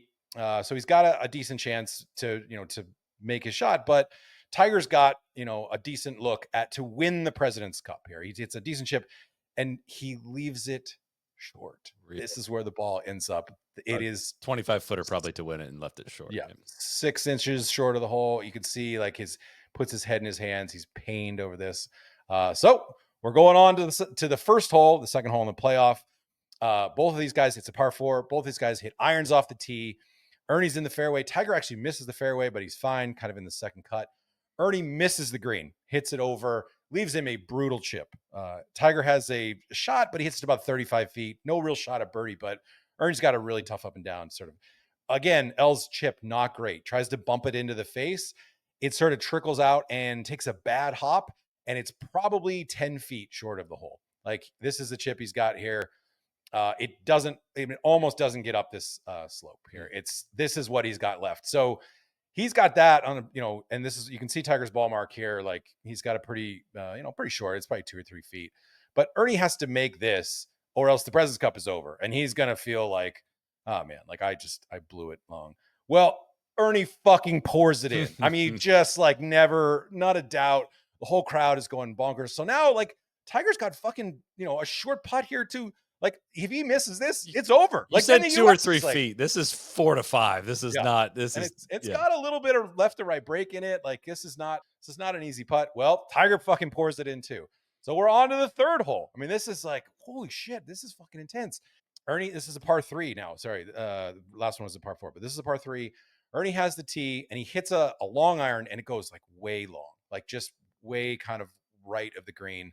And this is a massive, massive green. So, he's got himself, it's like probably, I guess it kind of catches just the edge of the green, but he's probably got like 80 feet. And Tiger has a shot that comes up, I'm not kidding, 2 clubs short, like way down. It's on the front of the green, but it's way up a ridge. It's like way difficult. And Tiger does not particularly Tiger's away. He does not particularly read the break all that well. And it ends up like probably 15 feet left of the pin. This is what he ends up with here, where he's essentially got to make this. I think you can barely see the hole on the bottom of the thing or Els has to 2-putt for his. Ernie gets his up to probably 5 feet, I would say. Which, do we need to say that it is darker than the cameras are making it look at this point? Yes. So at this point, the cameras, the darkness has really started to settle in. It is really hard to sort of see like the grain of the green. Certainly, like, again, as the cameras are making it look a lot better than it is, but the players are starting to get a little bit annoyed. Well, Tiger fucking pours in his putt, which is honestly maybe one of the, I would say, most underrated putts that he ever made. He basically says, this was one of the biggest putts that I ever made. It was such a huge day, and I didn't want to let my guys down. Gary said when he saw where Ernie was and where Tiger was for their third shots, he said, I said to my team, we've won. We've won because I know Ernie is going to make that uphill putt, and Tiger's putt is impossible. Just a fucking vicious fist bump here, as you can see. Like, I love that kind of downward fist bump that Tiger used to do sometimes back in the day. Nick Price says the fact that they both knocked those 2 putts in the dark to this day is one of the greatest things I've ever seen in my life. So what happens, Soly? Like, we're getting dark here. We don't really know what to think. Like, are we going back to another hole? There's sort of a congestion. The teams are kind of gathering like right around off the green. Jack and Gary are getting into sort of I would say, not friendly conversation, kind of an intense conversation. And you can tell that the U.S. team, particularly led by Tiger, does not really want to keep going. Like, all the people are sort of saying, I don't know, you just can't see. Somebody hands the phone to Gary, and Gary is talking to Tim Fincham. And you can hear the audio of it in this thing. He says, Tim, this is Gary. These guys cannot see the grain on the greens at this moment, and the light is just terrible. All of our players, Tiger, Ernie, Jack, and I, feel it should be a tie. I mean, we don't want to go to the next hole with the lights so bad. You have to see what you're doing. We are all happy with that. Now I'm going to let Jack tell you. So Jack gets on the phone with Fincham, and he says, Tim, this has been a great event for Africa, for the President's Cup. Everybody walks away a winner. And Ernie, and it kind of jokes in the scrum here, can we take half the cup? And Tiger kind of erupts in his like nerdy, nervous laughter. Tiger and Chris DeMarco are kind of looming over Gary's shoulder at this point. And Jack says, the only issue that Gary needs to understand is that the United States is the defending champion. So we'll retain the cup. I mean, that's just what it is. That's what Tim has just said. And Gary's like, whoa, so he talks to Els for a second. He says, Ernie says that he'd rather lose than be a tie. And Robert Allenby shouts out, let's get some lights here and keep going. And so Gary says, well, we can come back tomorrow morning. And Jack then says, if we come back tomorrow morning, we should come back with 12 players. It's a team event, not an individual event. And Gary says, I like that, but I'm not sure we can do that. And then he says, wait a minute. And in the midst of all this, like, Mark Rolfing is like trying to kind of like help negotiate like what should be done here. Rolfing later says, it was very confusing for me because I was between doing live interviews for television and also trying to broker some sort of agreement about what could occur. And so I can't hear exactly who it is. I think it might be Adam Scott, who says, Gary, we need to play. And one of the referee kind of comes over and says, you know, if the captains agree to have a tied match, then those opinions represent the players, blah, blah. And Gary's like, what is that? We need to play? Who said that? And Adam Scott, you can hear him as he comes in the frame and he says, Gary, you told us at the start of the week that no matter what, we were here till Monday night till the last point is won. And then Gary sort of spins around and says, all right, all guys are saying they will play. So, the idea that like this was sold as like, you know, like a friendly thing that they all agreed on is bullshit, because they were fucking like fighting. They were ready to like throw down. And is this all on audio that you can watch? Yes, you can watch you can actually watch the end of this broadcast. Like the camera is like right up in there. So all of this is sort of playing out. So Gary's like, what's the deal with coming back tomorrow, Jack? Come on. And Jack's like, I want to go talk to my team. Like, well, you know, we'll go whatever. I got to talk to Barbara.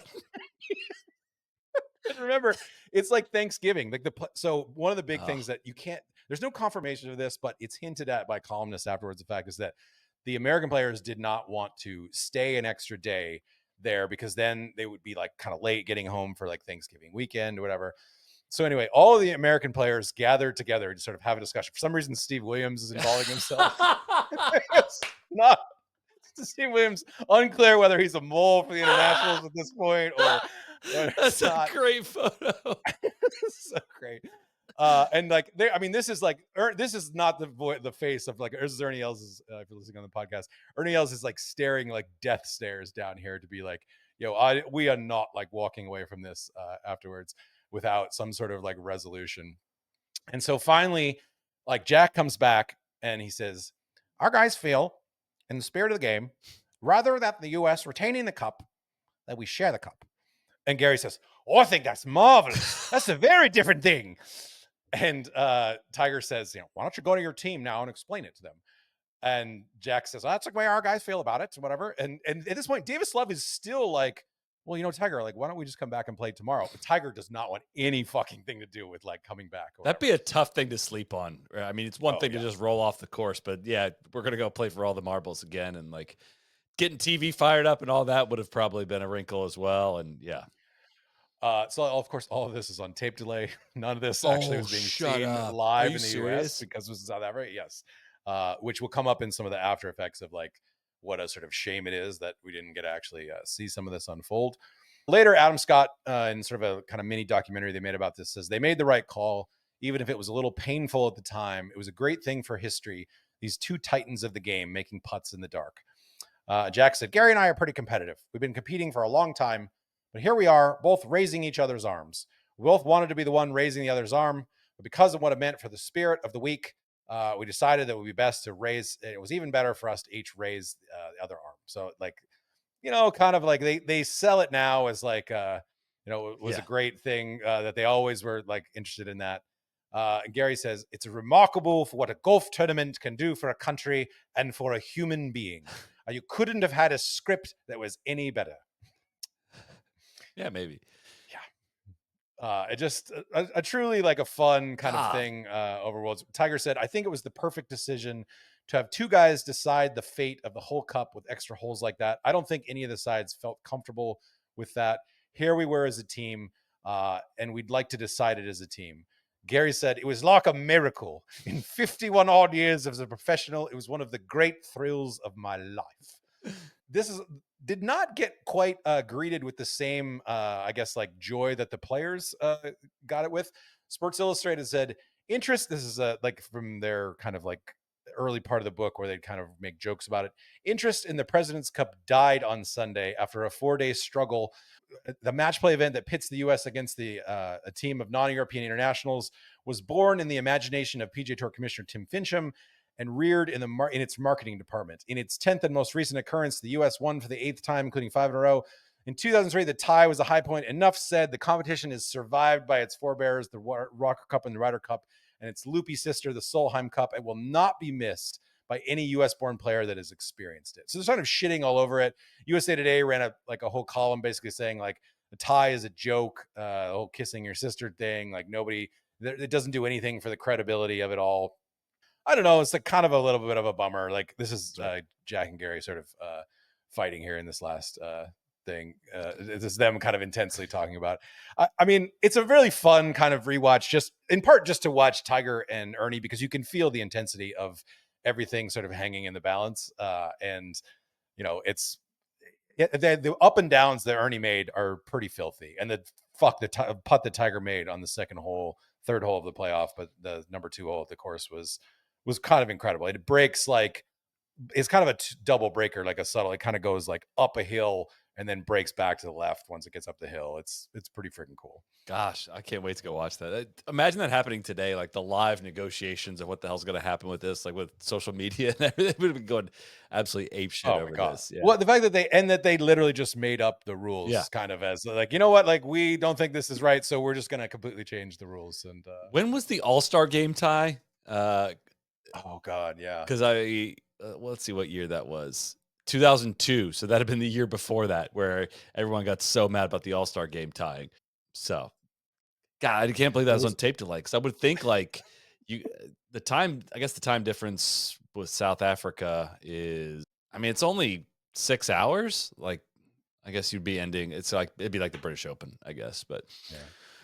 Man, that was fantastic. I wish 2017 is the opposite end of the spectrum. I think if you'll let me bring this home, I do have one story that I just looked up from that 2003. I remember Charles Howell telling this story on the pod, and I found an old article about this. But he went, so it was Tiger, Elin Nordegren, and Charles Howell and his wife. They went boating at like prior to the President's Cup in 2003. In that November, they went on vacation down there, and Charles, this is from, I believe, an Alan Shipnuck story. He said, Charles said, we chummed the water for 7 or 8 hours, but there's not a shark to be seen. Tiger is bored out of his mind.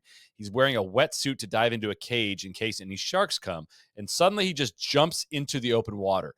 He's decided to swim over to the island and get up close to the seals. The guys on the boat are going nuts, shouting for Tiger to come back, but he just keeps swimming through all the chum.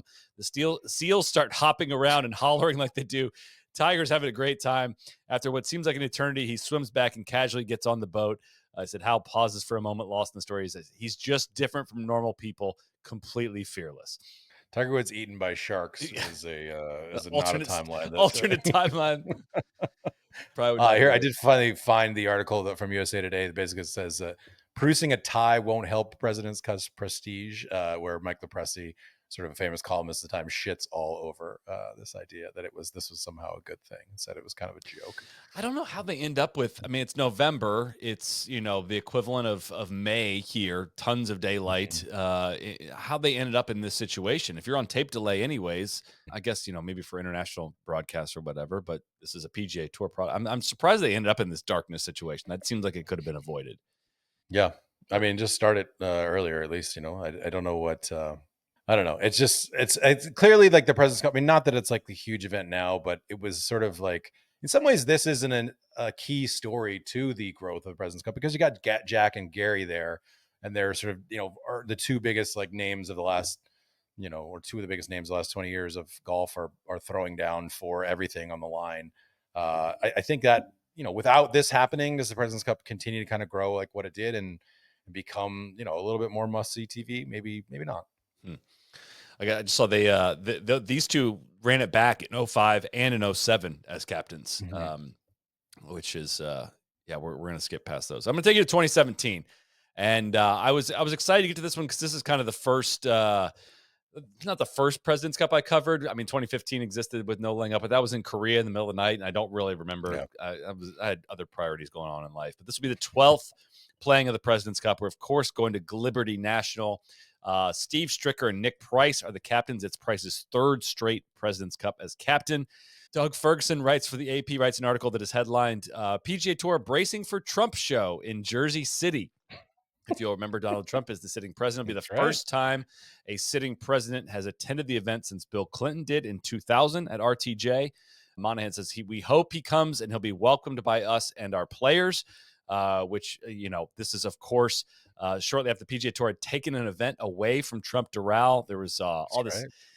NFL players protesting to raise awareness of racial equality that drew the ire of President Trump. He called for them to be fired. So there's just a lot of controversy following. It's just a lot of noise going on in relation to this heading into this. Which I just say, I love when the presidents come to President's Cup. And Like Monahan kind of flipped this whole kind of statement in this as well, saying like we've always invited the head of state. They don't always come. We appreciate that. It's not a political event. I mean, President Clinton, President Obama, and President Bush are all there as well. Phil Mickelson ends up taking the selfie with the four of them, where Phil chops basically his whole head off in the process of it. And I agree with that completely. As much as keep your politics out of my sports, it's like, yeah, this is not about the politics of the event. It's about the people that have ascended to the highest office, both Republican and Democrat, in that part of it. So totally. Tiger is going to be an assistant captain. 2017 was the year he shot 77 at Dubai, withdrew, and had what's called a fusion surgery on his back in April. He said, sure, that'll be the last one. Around this time, there was a world. He was saying there was a world where he wouldn't return to competitive golf. All he's been able to do is hit 60-yard shots to this point as of the fall of 2017. The folks at Liberty National might be feeling themselves a little bit at this President's Cup. So they're hopeful that they're going to land a U.S. Open or a PGA Championship at some point. Don't think that actually I could see the PGA of America going to that and doing that, but I don't think that this is a golf course worthy of that. Not going to get into the whole history of Liberty National, but the United States team has 6 rookies: Dustin Johnson, Jordan Spieth, Justin Thomas. These are not the rookies, but they have 6 rookies overall: DJ, Spieth, JT, Ricky, Daniel Berger, Brooks Koepka, Kevin Kisner, Patrick Reed, Matt Kuchar, Kevin Chappell, Charlie Hoffman, and Phil Mickelson is playing in his. Guess how many consecutive events? As fast as you can, before you think about it, how many consecutive events is this for Phil? Oh my gosh. Ryder and Presidents. Well, I remember, when you said that he was the 1994 team, that was the first international team he ever made. Yeah. So, I'm not going to be able to do the math, but 16? Is that 23 consecutive team events? 23. Yeah. Wow. He was 30th in the standings and got chosen. So I kind of chose this because it's known as just a massive, massive beatdown, and kind of when things started to change for the internationals very shortly after this, and it's kind of the last of the beatdowns in there. But listen to this team again in 2017: Hideki Matsuyama, Jason Day, Adam Scott, Louis Oosthuizen, Mark Leishman, Charles Schwartzel, Brandon Grace, Siwoo Kim, Johnny Vegas, Adam Hadwin, Emiliano Grillo, and Anirban Lahiri. Like not a bunch of slouches, right? Like it's not we're obviously very pre-live in this one. Yeah. We don't have Jumbo Ozagi's brother taking a spot exactly. here. Hey, Jumbo Ozagi is part of his brother was a part of a winning team. That's right. That's true. You keep his name out of your mouth. We have a lot. Memes are available at this time. We have, of course, a big Liberty thing going on here. Patrick Reed was not quite hated really yet at this point. He was still very fun American Whatever happened to him? Team player. I watched a bunch of highlights from this. Man, he hit the ball nice in this time period, kind of before his game got a little bit clunky. But this is peak Spieth and Reed. So we are 2 years post of the task force following the 2014 Ryder Cup. I know there was the 2015 President's Cup, but things really turned over in 2016. The U.S. dominated Europe at home, and man, did the U.S. just go out and whoop ass in this event. And it looked like some very irresponsible podcasters said something about a decade of dominance was about to come, and we can get into some of that. But they show out on Thursday. Again, we're spread it out over 4 days. They go foursomes. Ricky and JT go out first, set the tone. They beat Hideki and Schwartzel 6-4. DJ and Kuchar beat Adam Scott and Johnny Vegas. Reed and Spieth beat Siwoo Kim and Emiliano Grillo 5-4. Usti and Brandon Grace beat Berger and Koepka. And Day and Leash have their match with Mickelson and Kisner when Phil misses a putt on the last hole. This was the day that Phil took the selfie with the 3 former presidents. Friday 4-ball, Spieth and Reed go out and have their match with Matsuyama and Hadwin. And that is all the internationals would get on this Friday. Ricky and JT beat Usti and Grace. Mickelson and Kisner beat Day and Leishman. Chappell and Hoffman beat Schwartzel and Lahiri. DJ and Brooks beat Adam Scott and Jonathan Vegas 3-2. And it is 8-2 heading into the weekend. Kevin Chappell and Charlie Hoffman have kind of like a Bash Brothers arm. Oh, yeah. This is a big week for celebrations. I remember this being a big choreographed thing. They've got kind of the Bash Brothers, Mark McGuire, Jose Canseco. I've always felt that like the President's Cup's true purpose should be to like test run celebrations for the Ryder Cup. Like, you know, figure out your high fives here, and then we'll bring them to the Ryder Cup. You know, it's like workshopping a play off Broadway before it goes big. Phil Mickelson drains a putt on the final green to beat Jason Day and Mark Leishman. There's an image of that. You know, this is pre-Tiger and Phil teaming up to be in the match. Yeah. They obviously don't like each other, but Tiger wearing all whites like he's Mark Wahlberg in Shooter. Gandalf the White. This is the beginning of Tiger with the ear. Actually, 2016 was beginning of Tiger with the earpiece, but gives him a big fist pump. And then Phil, do you remember what happens next from there? I do not. Phil and Kisner go into their Three Amigos dance, and the NBC kind of botches it and don't show it, but they do like the full-on arms crossed and a big thrust. It's funny because the camera cuts to the U.S. team guys that are like the team players are like ready to run out on the green, and everybody stops, and all of their jaws are like, what are they doing? And when they give the big thrust, everybody erupts in laughter. But this is Phil Mickelson with a disgusting act. That's the theme of what happens here is not only do they dominate on the course, but the U.S. team maybe goes a little overboard with a lot of the celebration and the antics of what happens here.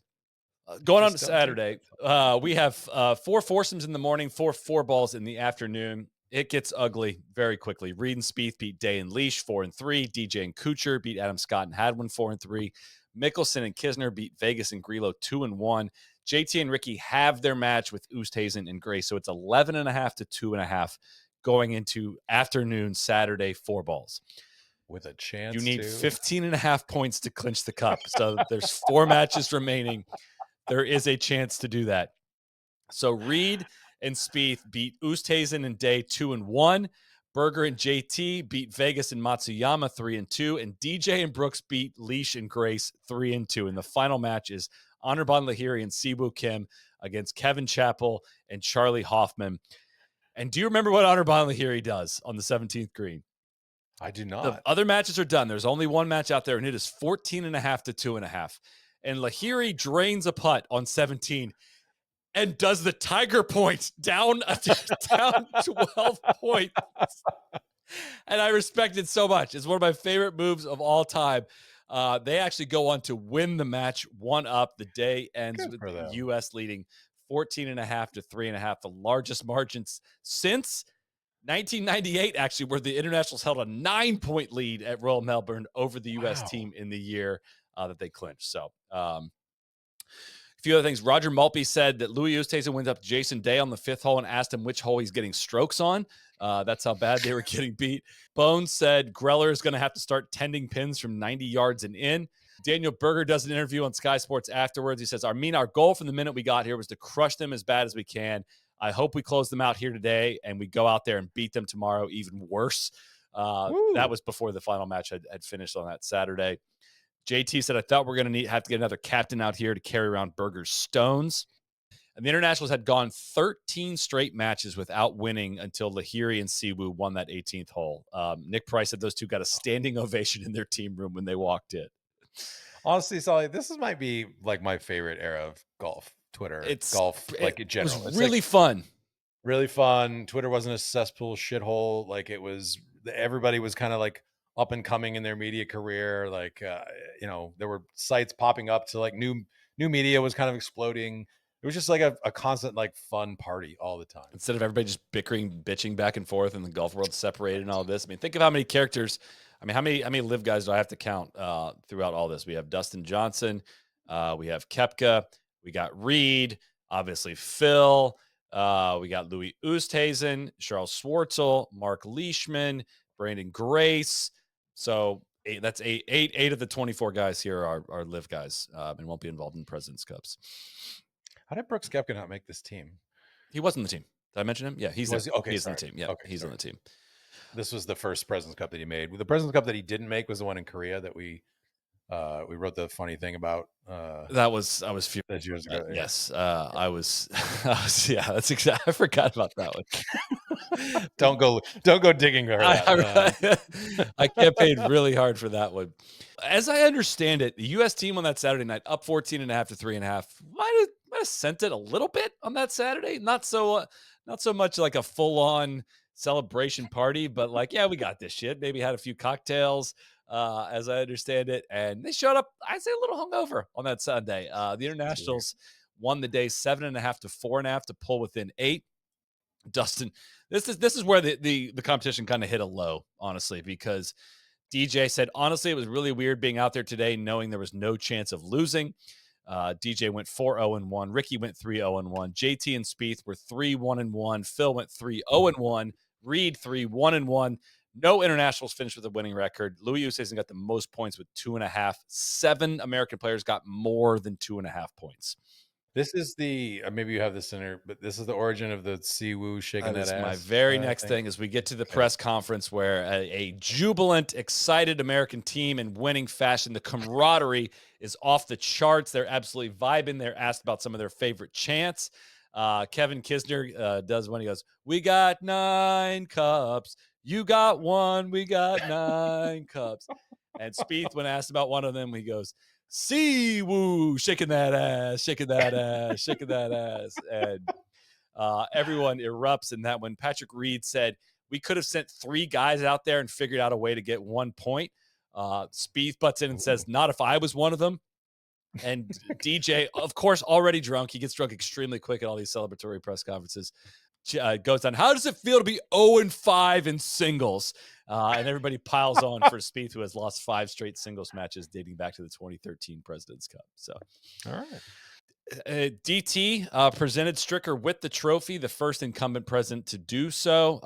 A prominent up-and-coming Twitter account tweeted at Ryder Cup Europe, "FYI, probably going to be adding Cantlay as well," because I was feeling pretty darn feeling pretty darn good about the team that the U.S. had just put out there. You were in your cup, Soly? Yeah. Somewhere over in the Netherlands. I got to give a shout to Jamie Kennedy, who's he chimed in. "Oh, yeah, well, we're adding Rahm, Fleetwood, and Noren." Rahm didn't play great, but Fleetwood played like a god. So he won that one. And, of course, Le Golf National would be where it all comes crumbling down. But I don't regret feeling like this team was that it was a changing of the guard, and this was going to be a different era. I know this international team made a lot of changes after this. This is kind of Royal Melbourne in 2019 was much closer, and then they kind of come up with the concept of the shield and kind of this more unity on the international front instead of, kind of just scraping it together at last. It doesn't sound like Nick Price was a very good captain, if I'm being honest, just looking back through some history. But Tron Carter spends most of the week tweeting about the Web Tour finals a lot more than the President's Cup. I think he was protesting against Liberty National because he tweeted this: "Give me Liberty National and give me death." That's good. It was very good. He was also spent some time celebrating John Peterson shooting 84 on the Web Tour with the hashtag Stay Woke in that time period. So that is 2017. Again, I remembered it being a raucous and fun. It was raucous and fun. It just the storylines were not deep. And again, like the newspaper articles aren't there. Like it's just there wasn't really a whole lot of storylines going up into it. Not a whole lot of controversy. I know the internationals and a lot of their caddies were not just pleased in general with everything that had gone on. A lot of you just don't do that kind of vibe quietly, kind of in the background of how much the U.S. kind of rubbed it in. But yeah, that was a weirdly fun one, just in terms of when I think back on, like, even if the President's Cup is not close, funny shit happens. Like that was an entertaining watch. The dances, you didn't know what was going to happen next, and it felt like, in that time period, especially in 2017, there was just a real buzz on social media, and like the two screen experience was alive and well before Rocket Boy had to buy Twitter and ruin it. So yeah, that meme of "Are we the baddies?" Like that might be the Americans in the President's Cup. Yeah, totally. Are we the baddies? And then 2019 was a lot better cup in terms of how close that one actually was, and that'll be a fun one to revisit into the future as well. But I don't know. Looking back on this, I understand a little bit more why this event exists. I don't know. I don't feel strongly that we shouldn't shit on as much as we do. You know, it's an entertainment product. It's not necessarily meant to be like the Ryder Cup in terms of, you know, Yeah. the feeling around the winning and losing of it. It's better than am I glad it exists? Yes, I am. Like it's better than a silly season, you know, Napa fall event, right? Or stroke play event. Like there should be some variety like this. And I think we probably, as sports media culture as a whole, probably a little bit too hard on this event. Yeah, I think it would be really great if the internationals won for the event. Like I know that obviously they've won before, but it's been a while, Yeah. and so that would just make it feel like, you know, it would make it feel more like a rivalry. That it would give something sort of like the Americans to lick their wounds a little bit. If they had to sit there and watch the internationals like dance around and talk shit and do all kinds of catty celebrations, they all of a sudden it might mean something. Internationals. What next President's Cup is? Do we know where it is yet? Is it The 20, which you mean the next US one? not? So yeah, the next US one. Where's it coming after Royal Montreal? It is going to Do we have a Medina. date yet? It's going to it's going to Okay. Medina in 2026, and we are going to Kingston Heath in 2028. Okay, Kingston Heath would be pretty sick. Yeah. Medina can be decent. Medina's had some good history. Well, they just They're redid good that, crowd and that's stuff. going to be a different golf course as well. It's a good a good team venue as well. I went to the Ryder Cup there. Yeah. It was very very entertaining. So, you know, it's a weird. We'll have a President's Cup preview podcast out next week as well. We'll get into teams and excitement over this event in particular, but it's this live era does make it a lot more challenging to get an amp for. It just really is. This is one of this and the players are two events that really just kind of get crushed by everything going on in the world of golf, and just sucks all around. It does, but that's the nature of how it's going to work. So, yeah. Well, you know, some people just pay their fines, and some people would get over their butt hurt about people making $300 million and not ask them to give back millions of dollars, whatever, as we read today. Like, just can we not? I just not today. I'm having it's so nice here today. It's rained for 15 straight days here in Jax. I'm gonna go on a walk. I'm gonna enjoy it and not think about any of that stuff. So, thank you all for spending a couple hours with us, learning a little bit of history about the President's Cup. KV, thank you for the work that goes into these deep dives. It is some of the most time-consuming stuff we do. So, if you don't mind, if you're watching on the podcast feed, go hit that subscribe button, hit the like button, share the podcast with a friend. We'll be back with live shows all week next week. We'll have a happy hour show on Wednesday and live shows after every round of the President's Cup, like we do for all these big team events. We're looking forward to that and closing out our live show season, which will be at the end of next year. So thank you so much for tuning in. We'll see you back here next week. Cheers. crack on. For FanDuel, must be 21 or older and present in select states. For Kansas in affiliation with Kansas Star Casino, or 18 and older and present in D.C. Gambling problem? Call 1-800-GAMBLER. Visit rg-help.com. Call 1-888-789-7777 or visit ccpg.org/chat in Connecticut, or visit mdgamblinghelp.org in Maryland. Hope is here. Visit gamblinghelplinema.org or call 800-327-5050 for 24/7 support in Massachusetts, or call 1-877-8-HOPE-NY or text HOPE-NY in New York.